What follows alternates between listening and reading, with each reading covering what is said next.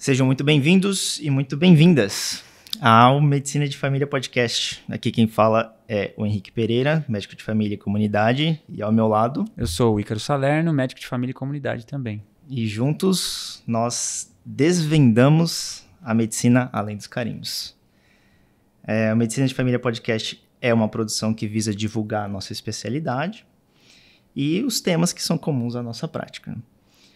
Quem gostar do conteúdo, considere se inscrever, ative o sininho aqui embaixo e também compartilhando esse vídeo. Gostaríamos de fazer o disclaimer, né? Nada do que for dito aqui pode ser usado como uma recomendação médica. Se você tiver alguma questão, procure o seu médico, se possível, médico de família.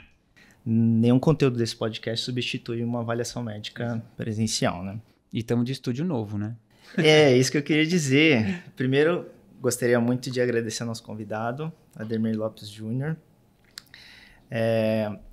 O Ademir que estava na minha entrevista da residência e hoje a gente virou o jogo mais uma vez, né? De novo, né? Mais um que entrevistou... primeiro foi o Gusso e agora o Ademir também estava na minha. Um dia do entrevistador, um dia do entrevistado. O Ademir é médico de família e comunidade com graduação e residência pela Faculdade de Medicina da Universidade de São Paulo. Ele é coordenador da residência de Medicina de Família e Comunidade da FMUSP e especialista em educação de profissionais de saúde pela Universidade Federal do Ceará. É o programa Farmer Brasil, co-coordenador do Grupo de Trabalho de Gênero, Sexualidade, Diversidade e Direitos da Sociedade Brasileira de Medicina de Família e Comunidade e do GT de Populações Invisibilizadas da Associação Brasileira de Educação Médica e médico assistente do Centro de Saúde Escola Samuel Marley Pessoa, que eu fui residente, e o Ademir foi meu tutor direto, junto da Simone.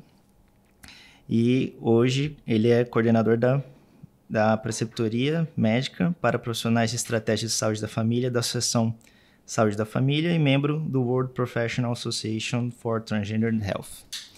Seja muito bem-vindo, Ademir. É um prazer ter você aqui com a gente para contribuir com a nossa especialidade médica e assuntos tão pertinentes.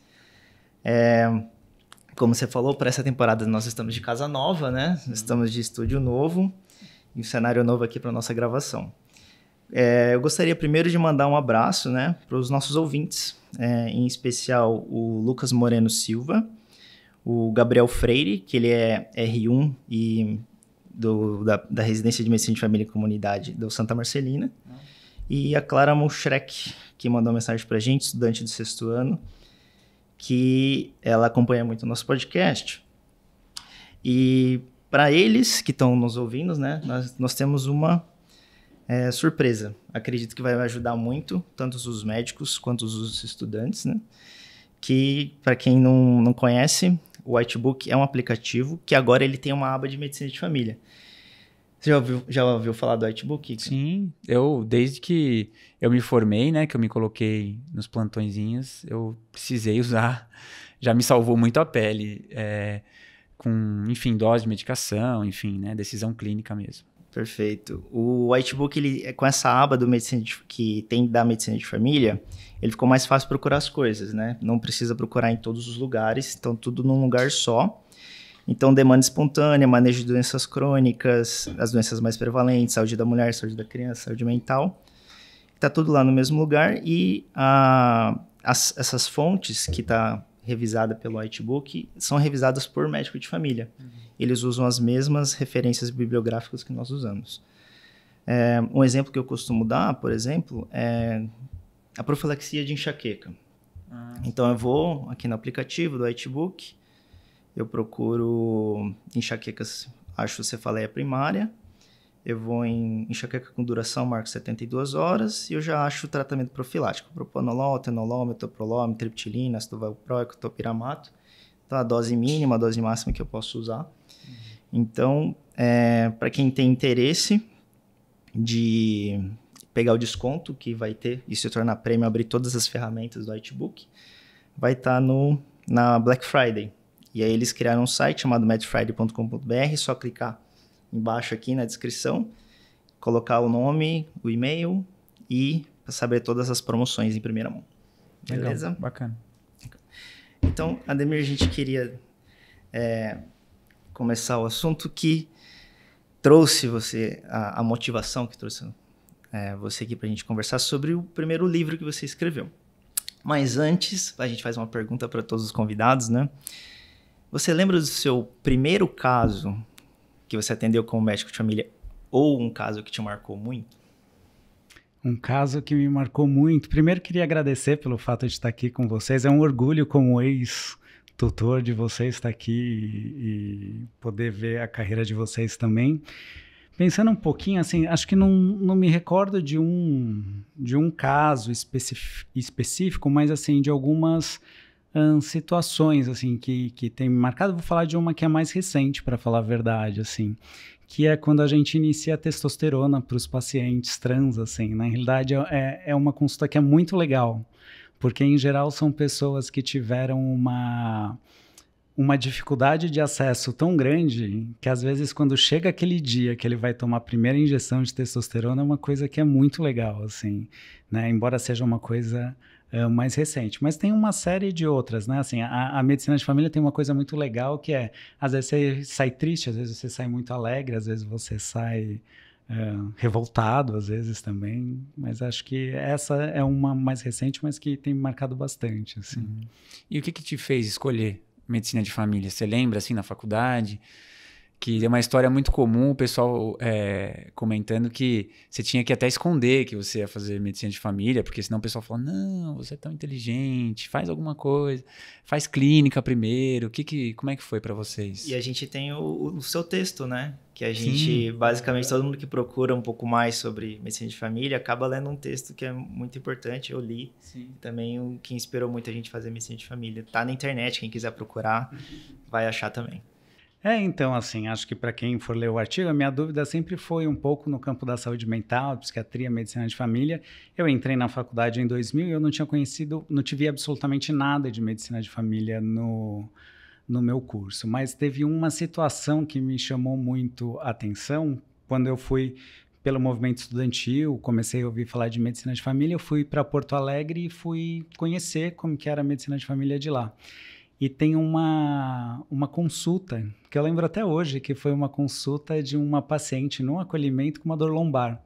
E a experiência que eu tinha tido era dor lombar, raio-x, anti-inflamatório, né, quando a gente passa no pronto-socorro de pediatria. E a consulta que esse médico fez, o Eno, né, ele acho que é preceptor até hoje lá, foi uma consulta de 10 minutos, mas muito diferente. E que foi basicamente uma consulta centrada na pessoa. A gente perguntou como que era o dia a dia dela, o que ela pensava, o que ela já tinha feito, como que era a rotina.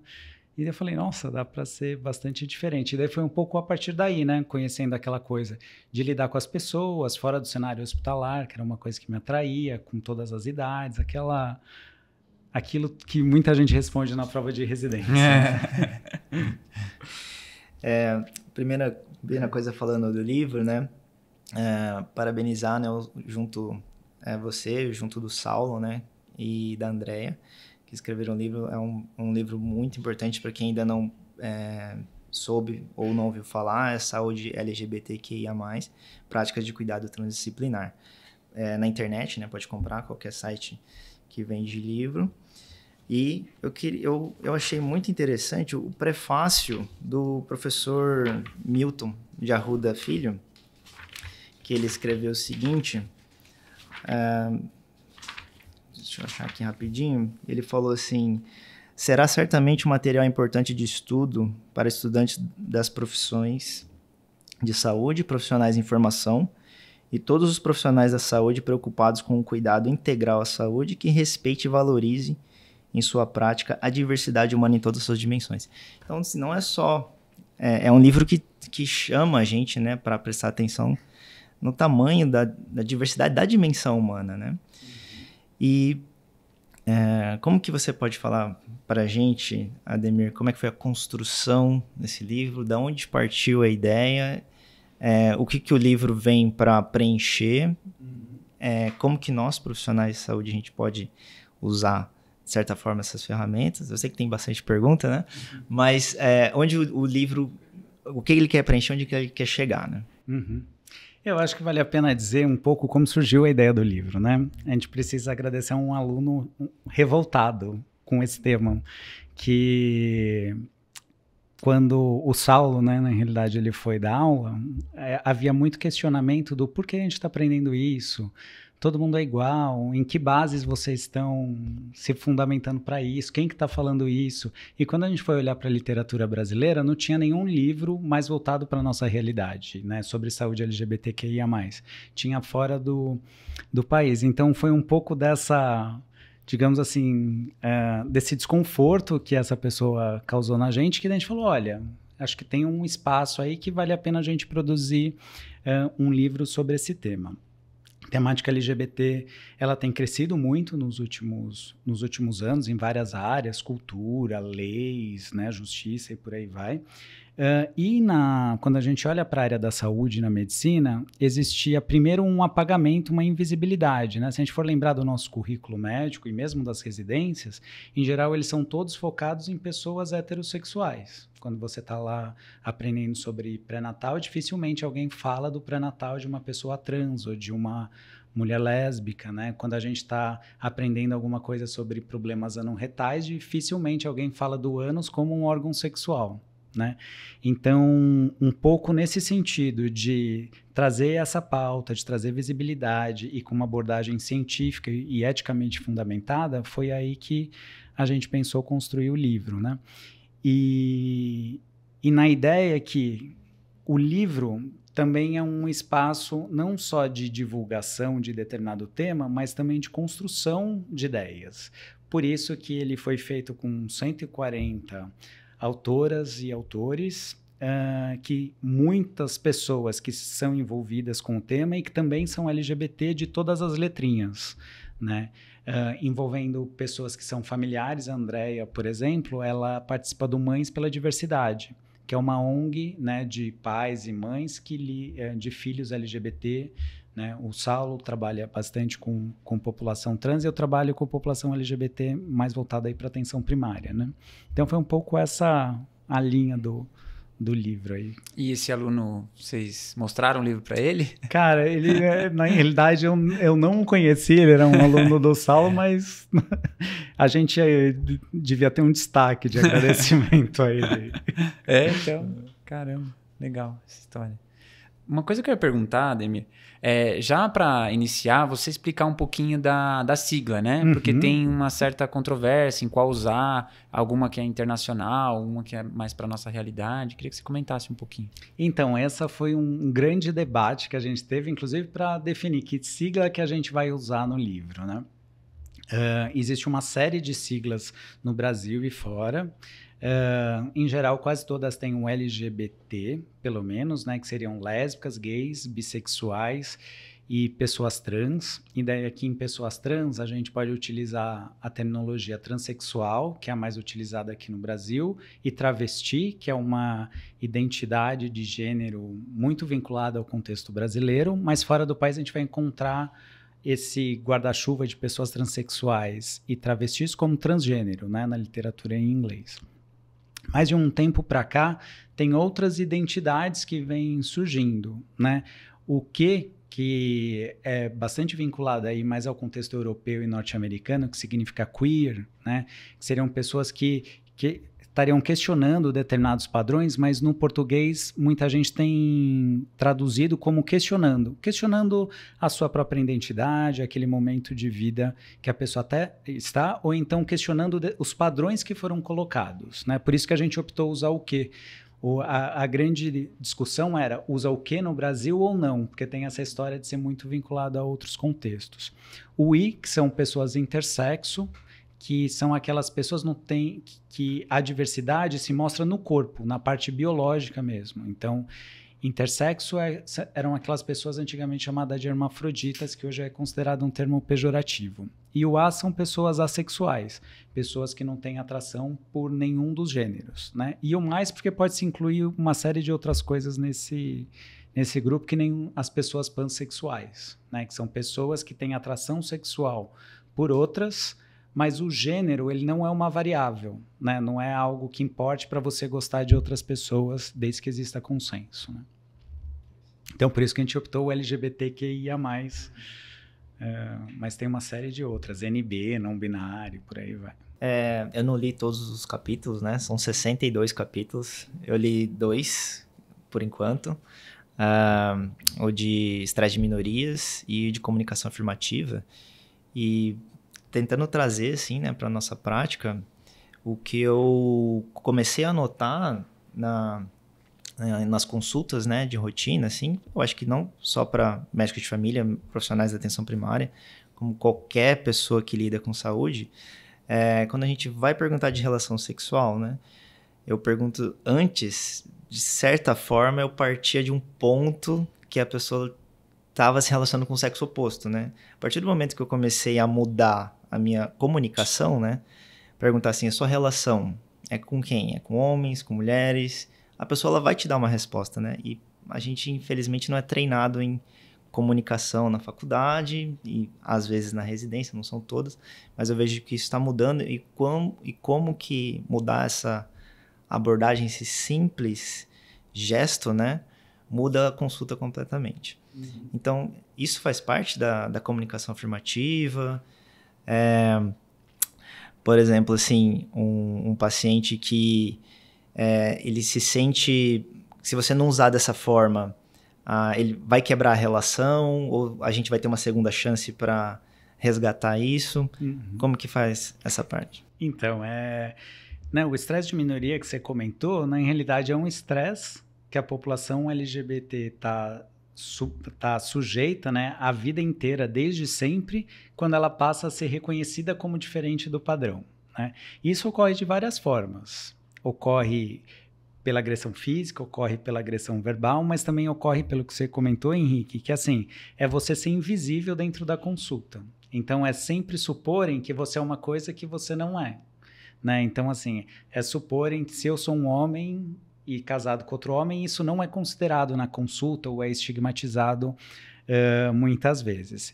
E o estresse, ele se manifesta de várias formas e a consulta médica, ela é, digamos assim, um ponto muito crítico para isso, né? Porque para a gente poder criar vínculo, poder estabelecer relações de cuidado, a outra pessoa precisa se sentir confortável, né?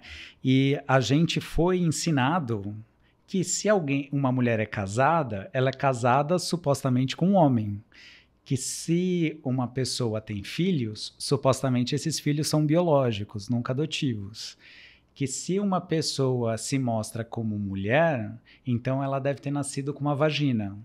E quando a gente fala de diversidade de gênero, diversidade sexual, na realidade é perceber que uma coisa pode não ter a ver com a outra. E como que a gente faz isso na consulta, né? Uma das primeiras coisas é nunca supor que a outra pessoa é cisgênero ou heterossexual. Como que a gente faz isso? Fazendo perguntas abertas, evitando terminologias que possam generificar, né? Então, em vez de você perguntar qual é o nome do seu marido ou qual é o nome da sua esposa, você pode perguntar, você tem alguma parceria? Qual é o nome dela? Né? Uhum. Em vez de você... Com quem você se relaciona, né? Com quem você se relaciona. Fazer perguntas abertas é uma estratégia. Eu prefiro também sinalizar que todas as possibilidades são possíveis. Porque como o paciente não sabe quem é você e como você vai reagir, quando você perguntar, você tem algum relacionamento? Pode ser que você seja um cara super legal ou pode ser que você seja um cara que não aceite a resposta que vem dali. Então, isso que você comentou de sinalizar, olha, você tem relação sexual? Se sim, com homens, mulheres, ambos. E os profissionais de saúde, eles têm muito medo de achar que vão ofender a outra pessoa, né? E tem várias pesquisas mostrando que, na realidade, essa é uma neura dos profissionais, né? Não perguntar sobre sexualidade, achando que vai invadir a privacidade, é uma neura dos profissionais também, assim, quando a gente faz pesquisa, os pacientes querem falar sobre sexualidade com os seus médicos e médicas, eles se sentem bem e mesmo que às vezes uma pessoa heterossexual possa ter um certo estranhamento quando você faz essa pergunta você tem relação sexual com homens, mulheres ou ambos, em geral, quando a pessoa entende que você precisa perguntar porque há pessoas diferentes do que elas, as pessoas aceitam bem. E eu tenho tido uma experiência atual também, principalmente quando a gente vai atender homens gays, ou outras situações, mas comigo aconteceu muito com homens gays, que assim, quando você está numa conversa e a pessoa já meio compreendeu que ela sabe que você sabe que ela é gay, quando você faz essa pergunta, você tem relação com homens, mulheres ou ambos? Daí também tem um estranhamento que nem os héteros, tipo, como assim? Eu tô falando aqui, sou gay e tal. Então essa é uma... Mas esse capítulo é bastante interessante e lá na USP uma das coisas que a gente vai tentar fazer é com que isso seja pautado na aula de semiologia, né? Não numa discussão sobre sexualidade, mas que seja da semiologia básica mesmo. Né? É interessante quando a gente começa a perguntar, começa a aparecer. Quando você não pergunta, às vezes a pessoa pode falar assim, mas na minha prática eu não vejo tanto isso. Mentira, é que você não pergunta. Porque, e assim, não dá para você notar em vestimenta, não dá para notar em formas de se expressar, basta perguntar. E assim, a experiência é transformadora. Você pergunta, a pessoa fala, eu me relaciono com os dois, ou só com, né, pessoas com vagina, ou pessoas com pênis, enfim. Então é bem, e é interessante, né, você colocar as opções, né? Às vezes eu pergunto até já tive a surpresa, pessoas idosas, né? Que você também acha que não vai... Que tá, né? E isso aí é coisa de jovem, né? Só que não. Você vê pessoa idosa falou assim, não, eu sou homossexual, tal, enfim. É interessante. Bem... Né? E não só da questão por quem você tem relação sexual, mas, por exemplo, quais os tipos de práticas sexuais que você tem, né? Então, se você tem relação anal, se você tem relação oral, se você penetra ou é penetrado, né? Então, essas perguntas... E quando você fala num tom de voz que para você é tranquilo, os pacientes respondem muito tranquilamente, assim, né? Qual é o tipo de relacionamento, se você tem uma relação aberta, uma relação fechada, ou, né, ou com mais de uma pessoa, né? E como a gente muitas vezes, para quem está ouvindo a gente e não foi treinado nisso, a recomendação que eu teria é de ter um protocolo na sua cabeça de quais são as perguntas que você vai fazer, né? Porque inicialmente as pessoas podem ficar um pouco desconfortáveis. Só que se você começa a fazer e você começa a ter a experiência de qual é a resposta das pessoas, com o tempo você vai arranjando o seu jeito individual de como perguntar. Exato. Fica bem tranquilo. Eu ia comentar isso, porque tem que fazer um pequeno esforço no começo, porque é um pouco sem jeito. Você fala de um jeito, aí você fala, putz, fui inadequado aqui na minha fala. Aí você tem que ir corrigindo até você ficar mais livre e falar mais tranquilo possível, né? Do mesmo jeito que você pergunta, sei lá, como que é a sua dor de cabeça, você pergunta, né? Faz esse tipo de pergunta, é muito interessante. Não, e a gente faz cada pergunta íntima, tipo, qual a cor do seu cocô, se você faz xixi desse ou daquele jeito, né? Assim, que a gente acaba recebendo muita consulta de check-up, né? E geralmente, assim, o paciente ele fala, vim aqui fazer um check-up, mas esse nunca é o principal motivo de consulta, né? Sempre tem um motivo de consulta oculto ali, síndrome da maçaneta, que é depois que você deu toda aquela aula que você não deveria, porque você não deu espaço, né, para o paciente falar. Aí ele fala, bom, é uma sensação, né, que eu percebo. O médico não deu espaço para falar ainda, então eu vou ter que perguntar.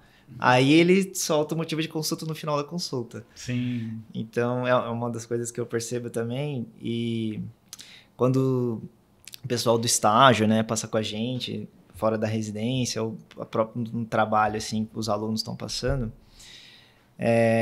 eu tento deixar uma forma mais simples, assim, eu falo assim, olha, do jeito que o bisturi é para o cirurgião, que é o instrumento dele, o nosso instrumento é a consulta. Que é nada mais do que uma comunicação entre duas pessoas. Se a comunicação não aconteceu, não rolou, a gente tem que rever, né, o que está acontecendo para a gente poder oferecer, de fato, uma consulta mais tranquila e melhor para os dois, né? Tanto para o médico, tanto para o paciente, intensificando essa relação, né? Que eu acho que é o grande segredo da nossa especialidade. Não, e essa analogia, né, do cirurgião é interessante, porque assim, da mesma forma que o cirurgião se prepara para entrar no centro cirúrgico, em especial nas coisas relacionadas à comunicação, de sexualidade, o médico de família também precisa se perguntar o quão confortável é para ele também perguntar sobre sexualidade, porque senão isso vai aparecer na expressão não verbal dele. Então ele vai perguntar com um tom de voz meio envergonhado, ou vai ir para trás da cadeira quando alguém respondeu uma coisa que, digamos, não é habitual, né? Então acho que esse preparo prévio, né, antes de perguntar, é bastante interessante mesmo. Agora que você comentou isso, tem uma ferramenta que a gente usou muito na residência, né, que a gente chamava às vezes tutores ou até colegas para observar a consulta. E é estruturado, né, a gente tem várias coisas que você tem que preencher e tudo. E frequentemente agora como tutor eu estou fazendo no residente. E é interessante porque a gente vê trejeitos da consulta que a gente não percebe que a gente comunica dessa forma, né? Que a gente vai para trás na cadeira, que a gente às vezes olha de certa forma para o paciente. Então é muito interessante você ter alguém de fora avaliando essa interação. Porque às vezes a pessoa sai da faculdade, começa a atender e não teve essa chance de alguém observar a consulta. Né? E quando... duas ferramentas, basicamente. Né? A gente observa a consulta do colega e a outra a gente filma as consultas, né? Que a gente até falou no outro podcast, da Aline. E a gente repassa e vai vendo os detalhes. Né? Isso é muito rico, porque quando você olha a sua própria consulta, você já vê o que você fez de errado. Assim, errado, né? E aí, você vê o que você acertou também. Exato. Você vê o que você acertou Mas é engraçado que a autocrítica, quando você se vê, você fala assim, nossa, mas eu sou assim, né? Na consulta eu me porto desse jeito. E ainda os colegas também, né, fazendo alguns comentários e tal. É muito legal. E acho que, assim, para essa parte de comunicação, muito interessante. Tem um vídeo na internet que foi produzido por um pessoal do Uruguai e o pessoal consegue encontrar na internet, que chama Qual a Diferença? Teve até uma Liga de Medicina de Família que colocou as legendas que mostra exatamente isso, assim, tipo uma consulta de como ela poderia ser e uma consulta de como ela não deveria ser e como que o resultado final é bastante diferente, né? Então... Eu acho que eu vi esse vídeo. Tem algumas nuances, né? Assim, você tem que prestar atenção, porque assim, é uma nuance que muda totalmente o final da consulta. Isso é bem legal. A gente pode até colocar embaixo, né? Para o pessoal acessar. Uhum. E Ademir, assim, a gente está falando bastante da comunicação, né? Então a gente entende que a comunicação é o nosso grande diferencial, né? Eu acho que não existe algum especialista que faz uma consulta tão boa quanto a nossa e se comunica, né, tão boa quanto a gente. Talvez por isso que a gente até consegue fazer consultas mais rápidas, né? Porque a gente tem uma habilidade bem já trabalhada com isso. Então, nossa consulta rápida não quer dizer que a gente deixou de consultar bem, né? Muito pelo contrário. Mas não só a comunicação, né, entre duas pessoas, né, médico e paciente, mas também o ambiente, né, ele faz parte, assim, do preparo para conversar com o paciente. Mas a gente também tem como se fosse uma falta de preparo dos outros profissionais, também dos médicos, de receber a população, né. O que eu percebi quando a gente estava na residência, né, é que realmente, como você falou, parece que o estresse de minoria sexual, ele tá sempre periférico, assim, dentro da saúde do paciente, e a unidade básica de saúde parece que era o único lugar que ele se sentia seguro, né? Como se ele fosse não bem recebido nos outros lugares, né? Então, como que a gente poderia, assim, na sua opinião, deixar o lugar como se fosse uma linguagem não verbal para ser bem receptivo, um lugar de acolhimento que para aquela pessoa que já sofreu pelo próprio sistema, né, ela se sentir num lugar de confiança e de segurança. Uhum. É legal isso, porque assim, a gente começa pela porta ou pelo lado de fora da unidade, né? Assim, por exemplo, se você estiver na estratégia de saúde da família, é legal que os agentes comunitários, na hora que forem fazer a visita, eles saibam como perguntar e, se possível, eles consigam sinalizar que a questão LGBT é tranquila, por meio de um broche ou por meio de alguma sinalização não verbal, às vezes na mochila ou na pasta deles. Dentro da unidade ou de um consultório, o ambiente ele é importante E isso vale para várias diversidades, inclusive a racial também. Então, os cartazes, quando estão falando de famílias, você ter vários tipos de famílias ali colocado. Que você possa sinalizar na entrada que aquele é um serviço que respeita o nome social. Né? Que se tenha em destaque no prontuário que o nome social ele esteja em mais destaque do que o nome de registro. Porque senão vai ser comum o erro de se chamar as pessoas trans pelo nome de registro e não pelo nome social. Às vezes é a intenção do profissional. Né? Então, sinalizar dessa forma o ambiente é importante e em locais institucionais, onde que você tem a divisão do banheiro entre masculino e feminino, você sinalizar que aquele é um lugar onde que a pessoa pode usar o banheiro de acordo com o gênero que ela se identificar. Né? Então, essas são as principais abordagens, digamos assim, pré-consulta que você pode fazer, né, no ambiente já sinalizando de alguma forma. Mas o simples fato de você ter um broche ou de a cor do celular, sei lá, alguma coisa assim, deixa um material, por exemplo, se você tiver com material dentro do consultório, ou mesmo na sala de espera, que tem algum folheto ou que tem um livro, as pessoas também conseguem perceber que você está indicando alguma coisa ali, entendeu? Uma ferramenta, falando nessas estratégias, né, de deixar o ambiente mais tranquilo, não só para a população LGBTI, mas todos os pacientes que senta e eu me apresento, eu pergunto assim, como você gostaria de ser chamado? Cara, é outra consulta. Uma simples pergunta-chave, né? Porque muitas vezes a pessoa você olha o nome, você começa a consulta com aquele nome, e você termina a consulta com aquele nome. E aí, de repente, um acompanhante fala um nome ao contrário. Aí você fala, pô, custava nada eu ter perguntado. Porque às vezes a pessoa se identifica por outro nome que você não faz ideia, às vezes é um apelido, às vezes é um nome que você olhou e considerou que era masculino, e a pessoa escolheu outro nome, gostaria de ser chamado por aquele outro nome. Eu acho que talvez esse seja uma das principais mensagens, né, do podcast, a gente vai falar de muita outra coisa, mas perguntar como a pessoa gostaria de ser chamada, eu acho que se eu estivesse no lugar do paciente, eu ia fazer um vínculo assim inédito, que eu acho que nunca um médico deu espaço para isso, né? Uhum. Sim. Você já conquista... Por isso que daí a consulta pode ser rápida, às vezes, né? Porque você já sinalizou muita coisa ali, já estabeleceu um vínculo, né? Existe também, na hora que você, dependendo de onde você trabalha, às vezes não chega para você, né? A orientação do prontuário, enfim, prontuário eletrônico, eventualmente não coloca isso. E você já abrir com essa pergunta... É transformador também. É outra coisa que eu acredito muito que é transformador, quando você pergunta.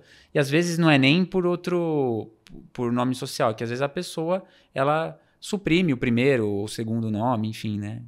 É muito interessante isso. Um nome que a pronúncia é difícil, exato, né? Exato.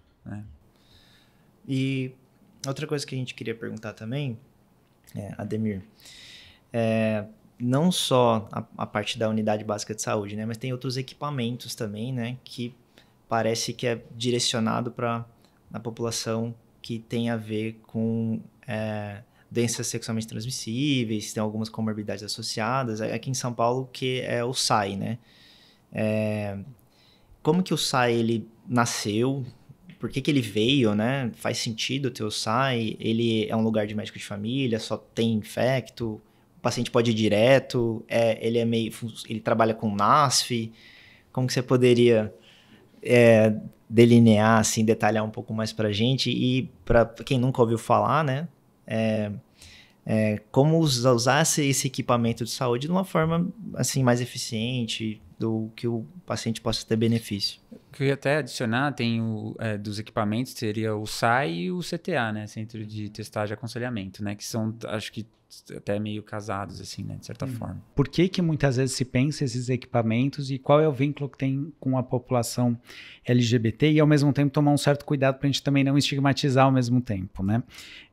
São serviços que surgiram muito relacionados à epidemia da AIDS. E, no começo, a epidemia pegava principalmente homens gays e mulheres trans e travestis, né? E na época, quando surgiu, o tratamento e o acompanhamento do HIV e da AIDS eram bastante complexos, né? A evolução era ruim da doença, então foram equipamentos que surgiram muito como uma resposta do governo junto com os movimentos sociais, equipamentos que envolviam várias especialidades médicas, né, que envolviam também outros profissionais e que tinha como abordagem muito infectologista, né? Então eram serviços especializados voltados para o tratamento de DST e AIDS. E aqui em São Paulo, principalmente, se expandiu bastante para vários lugares. Atualmente, e o centro de testagem e aconselhamento, ele seria mais para você fazer um diagnóstico precoce, orientação sobre DSTs, mas que não faria um segmento da pessoa que tem HIV, que vive com HIV. Hoje, tem uma discussão que está ocorrendo em vários lugares do país, que é tratar HIV e fazer o diagnóstico, ou mesmo a prevenção do HIV com a profilaxia pré-exposição, que é a PrEP, ou a profilaxia pós-exposição, que é a PEP, do ponto de vista do acompanhamento, são razoavelmente tranquilos, assim, simples, bastante protocolados. Então, tem se discutido muito a possibilidade de você descentralizar algumas coisas do tratamento do HIV e da testagem e da prevenção para a atenção primária, né? Aqui em São Paulo, a gente tem, no município de São Paulo, a gente tem tido a experiência da PrEP e da PEP também poderem ser feitas aí nas unidades básicas de saúde. No Rio de Janeiro, a gente tem também algumas iniciativas que o tratamento inicial do HIV possa ser feito nas unidades básicas de saúde e mantendo esses equipamentos. Porque também o próprio movimento social traz uma questão que é, infelizmente, muitos lugares da atenção primária estão precarizados. E também, ao mesmo tempo, existe bastante estigma. E às vezes a pessoa não quer fazer o tratamento do HIV no mesmo lugar que ela mora. Então, essa é uma discussão que se tem, em geral, a experiência tem ido para deixa o paciente escolher em alguns lugares, né, onde que ele quer ir na atenção primária, nos centros especializados, mas existe uma tendência em descentralizar isso. Descentralizar? Descentralizar, Existe essa discussão que eu falei, pessoas do movimento social a favor, pessoas do movimento social que questionam, mesmo dentro da área da saúde coletiva, né, que discute aí a questão da gestão do sistema, tem gente que apoia um lado, tem gente que apoia outro, mas experiências estão sendo feitas e até onde eu sei, bem-sucedidas, de descentralização. Porque imagina só, uma coisa é você estar numa cidade que nem São Paulo, onde às vezes você numa unidade básica e não sai, às vezes a distância pode ser a mesma. Agora imagina você num município menor, que às vezes para você ir não sai, você precisa ter um deslocamento grande. Então, todas essas questões precisam entrar na discussão, né? Agora, o que a gente tem questionado muito é que em alguns lugares, como o SAI é um ambiente bastante frequentado pela população trans, em alguns lugares a hormonização das pessoas trans tem sido feita prioritariamente nesses lugares. Só que muita gente que é trans e que faz hormonização não tem HIV. Então, o que isso quer dizer, né? Então, a gente tem tentado desvincular uma coisa de outra, né? Então, tudo bem, pode fazer, principalmente para aquelas pessoas que têm HIV, mas buscado desconectar uma coisa de outra para quebrar o estigma mesmo, né? Em São Paulo, a gente está numa região privilegiada, que ela é associada à residência da Faculdade de Medicina. Então, muitas vezes eu não sei como é que está fora, né, da região oeste ou em lugares onde não tem associação com residência médica. Tem outras faculdades que têm residência médica, mas eu queria saber, assim, se você sabe como que funciona em postos mais distantes, onde não tem, médicos com essa formação, postos que a gente chama de tradicionais, né? Como é que funciona? Se isso tem algum bloqueio para chegar, não sei. Então, tem uma portaria do Ministério da Saúde que ela organiza o processo transexualizador no SUS. É esse o termo, né, que é utilizado por essa política pública, que na realidade ela repassa financiamento, principalmente para hospitais e ambulatórios especializados para fazer hormonização e cirurgia. Nessa portaria não menciona nada sobre atenção primária, mas a gente entende que ela não proíbe, ela só não repassa financiamento para isso. Então, não existe nada impedindo de você fazer isso na atenção primária. O município de São Paulo teve uma iniciativa pioneira e até com o envolvimento de algumas pessoas lá da residência, que é a Ana Morim, no sentido de criar um protocolo do município de São Paulo para expandir os locais que façam a hormonização, né? E do ponto de vista do protocolo, a parte, digamos assim, de indicação clínica e o acompanhamento, ele é razoavelmente simples. A parte mais complexa do segmento é o cuidado da pessoa. E isso a gente já faz na atenção primária bem feita. Então, aqui em São Paulo, o que tem acontecido? Lugares como o Butantã tem uma expansão muito vinculada à questão da residência, mas a gente tem outros locais da cidade não vinculados à residência que também estão fazendo. Então, o outro local que eu trabalho, que é na região norte, né, da cidade, ali da região da Brasilândia, Freguesia do Ó, a gente tem tido uma iniciativa de expandir os locais que fazem a hormonização na atenção primária para as pessoas do seu território.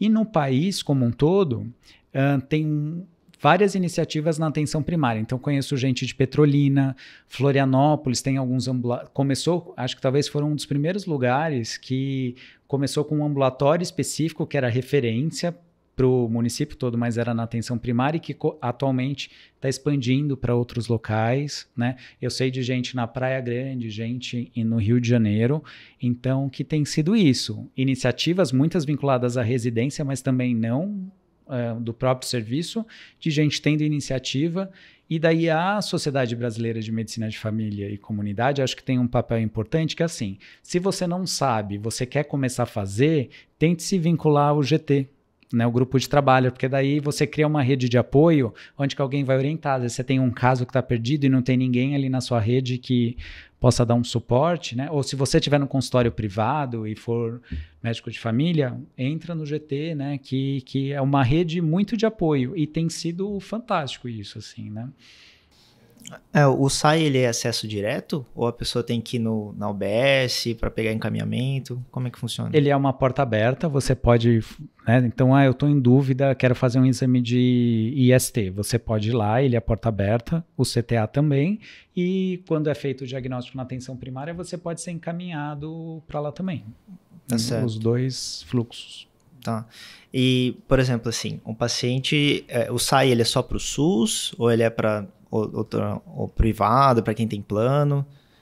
O SAI é um equipamento do SUS e todo mundo pode acessar, tá. Né? Assim, não paga nada, é um local que a pessoa vai poder pegar a medicação do HIV, né? O local que distribui a medicação do HIV, né? Porque ela também é toda centralizada, organizada, então mesmo quando você faz um acompanhamento com alguém no seu consultório privado, a medicação ela é dispensada no sistema público. Hoje, né? Uma pessoa com diagnóstico HIV, ela não pode comprar o remédio. Ela não compra na farmácia, não. E tem, para PrEP, existe alguns locais, né, que às vezes a pessoa consegue. Agora, para o tratamento do HIV, ele é todo feito por um sistema único, né, igual de tuberculose, por exemplo.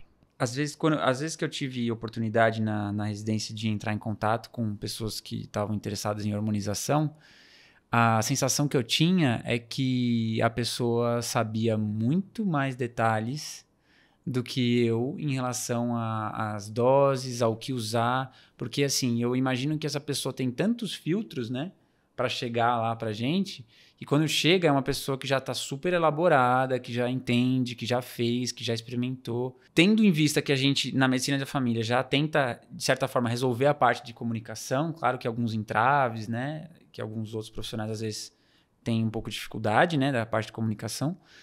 Eu ainda sinto que tem muita coisa na parte dos detalhes mesmo das medicações que às vezes passam desapercebidos, assim, que eu não consigo, que eu preciso entender melhor para manejar. Você podia falar um pouquinho sobre isso? Porque assim, tem os protocolos, inclusive esse documento que com uma das autoras, a Ana Morim, a gente pode colocar também, e é muito interessante para quem trabalha na área para entender, né? E assim, de fato, a parte de hormonização, a parte medicamentosa são poucas páginas. O resto que é mais complicado, que é muito mais, assim, centenas de páginas para outra parte, né? Mas eu queria que você comentasse um pouquinho, assim, sobre isso. Eu acho que tem uma coisa que me parece que a gente ainda está pegando um público trans enviesado, que embora a gente esteja abrindo a porta e oferecendo acesso, eu acho que a gente está pegando gente que de alguma forma já tem uma rede que está empoderada, que acessa a internet, que muitas vezes tem envolvimento com o movimento LGBT, né, que tem um grupo de apoio. Então, que legal que essas pessoas cheguem empoderadas, assim. Por outro lado, eu acho que tem muita gente que, né, às vezes nem sabe, é trans, mas nunca ouviu necessariamente esse nome e às vezes vai ser com você que ela vai ouvir isso pela primeira vez, né? Com relação a dialogar com as pessoas, se elas sabem ou não, às vezes tem coisa que trazem que eu também nunca ouvi falar, a gente vai fazer aquela velha história, né? Olha, vou tentar estudar, deixa eu ver. E tem muito também de onde se consegue essa informação. E especificamente no caso de hormonização e da saúde trans como um todo, tem muita pouco. Quando a gente foi escrever o livro, né, da medicina de família, a gente adora falar de evidência, né? Assim, tem pouquíssimo, assim, né? Então, o que é um idoso trans em termos de hormonização? Não sei. Assim, a expectativa de vida das pessoas trans aqui no Brasil é em torno de 35 anos, né? Então, daí quando você vai olhar para a literatura, uma produção, será que uma mulher trans, eu tenho que diminuir os hormônios quando ela está ali ao redor dos 50 anos ou não? É uma resposta que a gente não tem, né? Então, se chega, às vezes, acontece muito com marca de remédio, né? Então uso tal marca, tal associação. Então, às vezes, vale a pena você acolher isso. Muitas vezes é só uma questão do nome. E do que foi estudado mesmo, tem poucas coisas. Então, Perlutan, que é uma injeção muito comum que as pessoas utilizam, né? Você tem estudo mostrando mesmo qual o benefício ou não, se tem... Não tem, né? Então, daí quando você vai olhar para a literatura, vai falar do estradiol puro, né? Então, você tem pílula aqui no Brasil, mas você não tem injetável. Tá bom, daí o que eu faço? Então, você vai meio... Então, acho que não precisa ter... E outra, às vezes o que as pessoas estão querendo, do ponto de vista técnico, às vezes elas até sabem, mas elas querem um suporte. Olha, eu não sei que exame que eu preciso fazer, né? Realmente o risco cardiovascular que às vezes você ouve falar, será que é tão alto mesmo, né? Ou então uma dúvida assim, minha mãe teve câncer de mama, será que eu sou uma mulher trans, né? Então nasci com pênis, mas me identifico como mulher, será que eu posso usar hormônio ou não? E essas respostas em geral a gente consegue oferecer, assim, né? Outra coisa que é comum, que aparece, digamos, como um desafio, é que as pessoas às vezes estão querendo muitas mudanças rápidas. E o que eu falo você está entrando numa segunda puberdade. A puberdade, para você ter todas as modificações corporais, ela vai levar ali de 2 a 4 anos. E a hora que você começa a usar um hormônio, você também... Né? Então, quando que eu vou atingir o tamanho das mamas que são possíveis, né? Ou então, assim, minha família inteira, eu sou um homem trans, minha família inteira não tem pelo. Eu usar testosterona, eu vou ficar peludo, vou ter pelo para tudo quanto é lugar? Às vezes não, porque é uma interação da genética com o hormônio. Então, essas necessidades, né, a gente consegue ir trabalhando com as pessoas. Aproveitando esse gancho, eu tinha até anotado aqui, existem ações preventivas diferentes para essa população? Por exemplo, chega para a gente uma pessoa que se identifica com outro gênero, enfim, e a gente tem ações preventivas, por exemplo, Papa Nicolau, como que funciona, assim, ou para o homem, enfim? Então, que quando a gente utiliza o termo homem ou mulher... Não. É só pra gente pensar. Porque daí a gente entra numa confusão, né? Será que tem coisa diferente ou não? Mas se eu começo a pensar assim, pessoas que têm vagina e colo de útero, elas precisam fazer Papa Nicolau? Por exemplo? Então, assim, não importa se você é lésbica, se você é um homem trans, se você...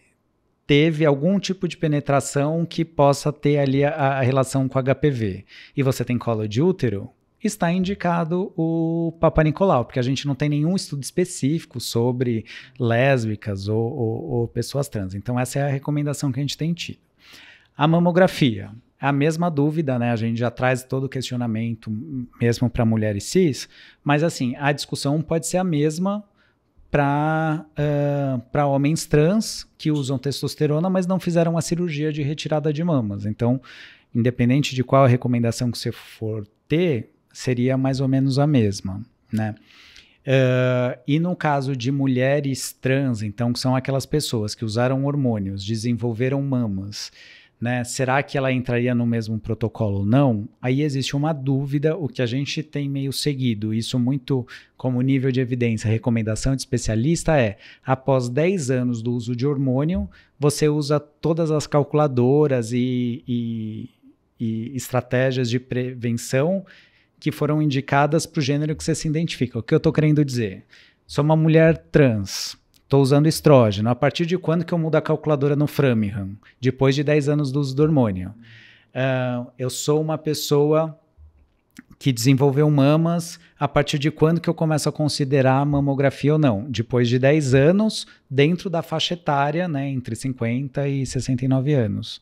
Né? Então, tem sido um pouco isso que a gente tem seguido. Agora, o que a gente recomenda muito em termos de rastreamento, e isso porque a prevalência é altíssima, é em relação a rastreamento para ideação suicida e problemas em saúde mental e abuso de substâncias, né? Então, assim, a quantidade de pessoas LGBT, principalmente ali na época da adolescência e juventude, com ideação e tentativa de suicídio, é elevadíssimo, né? Então, cabe você perguntar, ficar atento às situações de sofrimento mental. E um mito, que daí suas pesquisas também têm mostrado diferente, para mulheres cis em relacionamentos heterossexuais, a gente não costuma ficar atento e perguntar sobre abuso, né? Assim, situações de violência doméstica, né? Principalmente quando tem dor crônica recorrente, sofrimento mental. Entre casais LGBT, também vale a pena você ficar atento. Porque, por exemplo, em mulheres bissexuais, a quantidade de situações de violência é maior do que nas mulheres heterossexuais, né?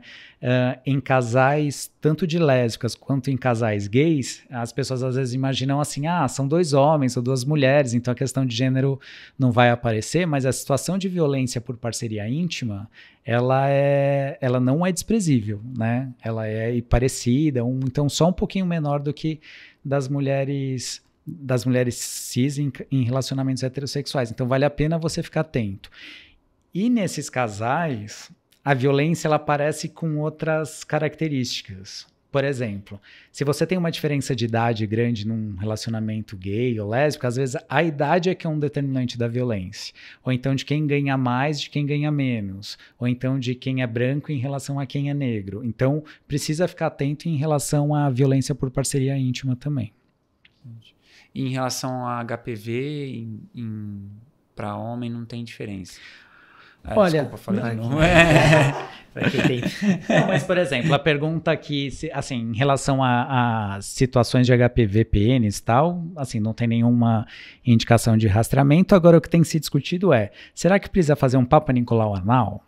Né? Então, será que tem isso? O que tem, e também recomendação de especialista lá, a Sociedade Norte-Americana de coloprox, e daí entra com aquelas variáveis, né, especialidade e tal. Tem-se estudo mostrando que pessoas com HIV valeria a pena fazer o rastreamento a citologia anal. Entretanto, todos os estudos são com desfechos intermediários, nenhum com desfechos terminais relacionados à qualidade de vida ou mortalidade. Então, todos da alteração citológica. Então, existe esse questionamento. Então, uma certa dúvida. Para homens que não têm HIV, a recomendação até o momento é não ter que fazer. Né? Assim, você vai ver em alguns lugares falando, mas do que a gente olha de evidência é que assim, a imunidade é boa, a prevalência ela pode existir, né? O câncer de HPV está relacionado com câncer de canal anal, né? E uma outra dúvida que a gente tem será que pessoas que tiveram algum tipo de condiloma ou que tiveram uma displasia, sei lá, cervical, essas pessoas deveriam também fazer a citologia anal? Isso também existe uma dúvida. Então, quem quiser estudar sobre rastreamento é uma ótima linha de pesquisa aí. Que eu ia perguntar, Ademir, para você comentar, a gente não pode falar a gente está falando de hormonização, né? A gente não pode falar de terapia hormonal porque não tem nada para tratar, né? Terapia seria para tratar uma doença. E a gente não fala também transição de gênero, né? Porque a pessoa ela já se identifica, né, com aquele gênero. Como que seria o termo correto para a gente usar? Cara, esse livro, a gente teve que ligar para muita gente para saber quais os termos certos que a gente tinha que utilizar.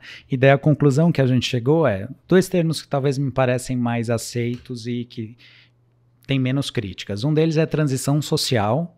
O que seria a transição social? É quando uma pessoa trans, ela começa a modificar códigos sociais. Então, a roupa, o nome, né, o próprio nome de registro, coisas que não envolvam modificação corporal com uso de medicamento ou cirurgia. E para as coisas que se relacionam com modificação corporal, a gente tem utilizado modificação corporal. Então, que daí inclui a hormonização, então evitar a terapia hormonal, a gente tem utilizado hormonização, e daí todas aquelas coisas, cirurgias de redesignação, a gente também tem evitado, a gente tem utilizado cirurgias genitais, daí fala o nome de qual que é a cirurgia, né? Isso, né, foram pessoas trans que ensinaram pra gente, então foi o que a gente procurou utilizar no livro. Mas vocês vão ver em documento muita coisa. O próprio nome da política, né? Processo transexualizador do SUS. Então, você entra dentro de uma máquina, né? Processo, né? Então, E daí a questão da transição de gênero, a crítica que se tem a gente não modifica a identidade de gênero da pessoa. Porque a identidade de gênero, ela é da pessoa. É um aspecto dela, da pessoa dela. O que a gente modifica de fato é a expressão de gênero, né? Então, que é aquilo que aparece. E o que pode aparecer?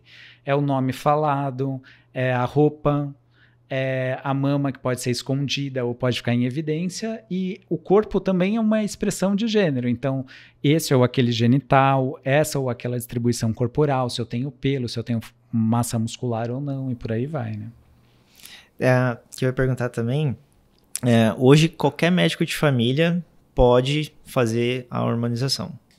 Caso ele se sinta preparado, competente, se ele não sabe, pode buscar atrás.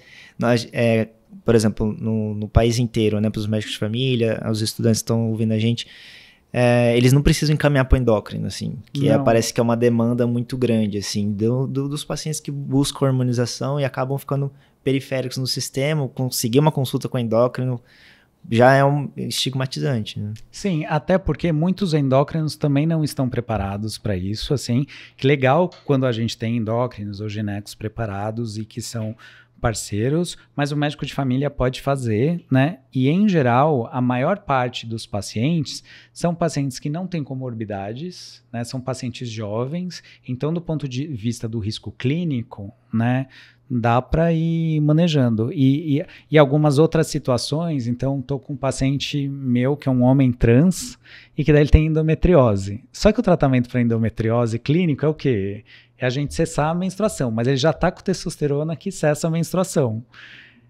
Só que, será que a gente usa algum outro hormônio? E daí ele me deu uma brilhante ideia, assim, ele não quer ter útero, então será que para ele a indicação primeira já não seria a cirurgia, por exemplo, né? Então, talvez é uma coisa a ser considerada, e que daí é isso, a gente está produzindo na literatura, e que legal que médicos de família possam, de repente, a gente está num momento onde que relatos, séries de casos, talvez sejam coisas que possam ser produzidas, né, assim, para começar a dar visibilidade para isso. Mas não existe nenhuma normativa falando que não pode. A única coisa que a gente não pode fazer na atenção primária é que adolescente tem uma coisa que é a hormonização, que ela pode ser feita no Brasil aí a partir dos 18 anos, né, pelas normativas que a gente tem do SUS, mas a partir dos 16 anos pelo Conselho Federal de Medicina. Mas tem uma outra medida que é assim, quando você tem uma criança com diversidade de gênero, então, que é uma criança que mostra de forma permanente, né, que elas vivenciam um gênero diferente do que aquele que é esperado, né?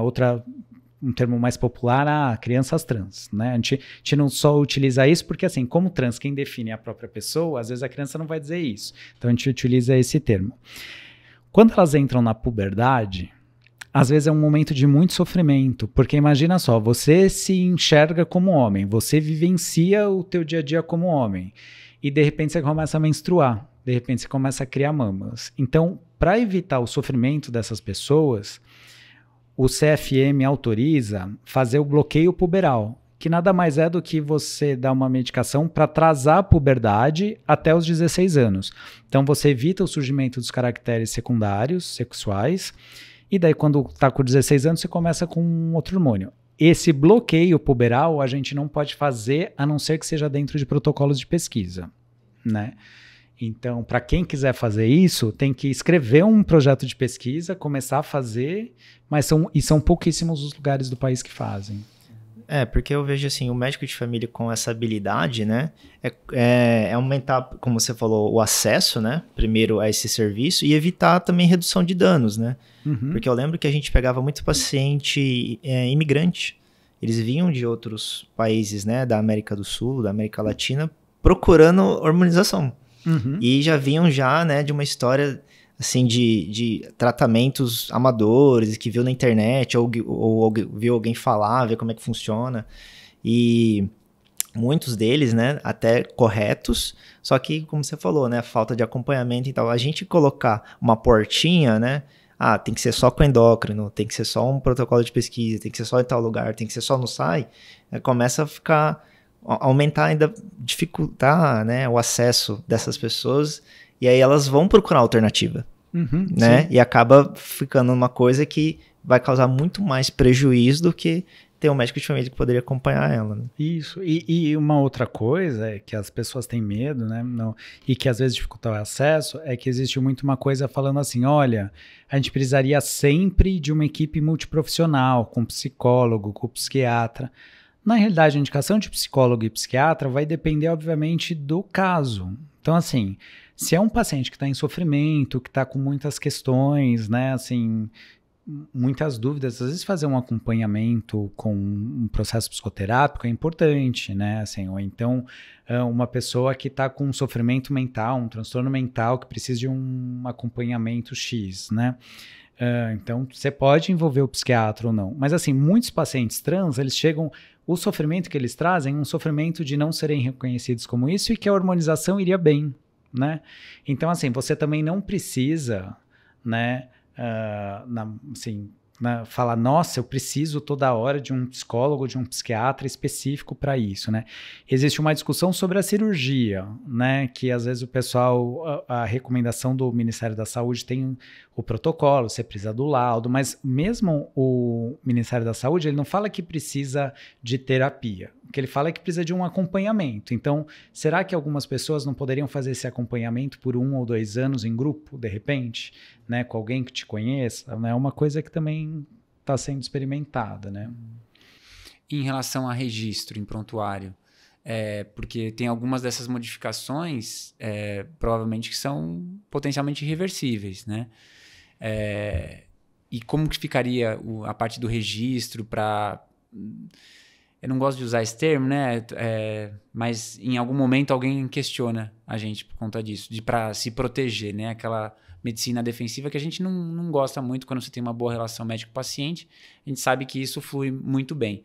Mas, assim, em termos de registro, assim, quando você decide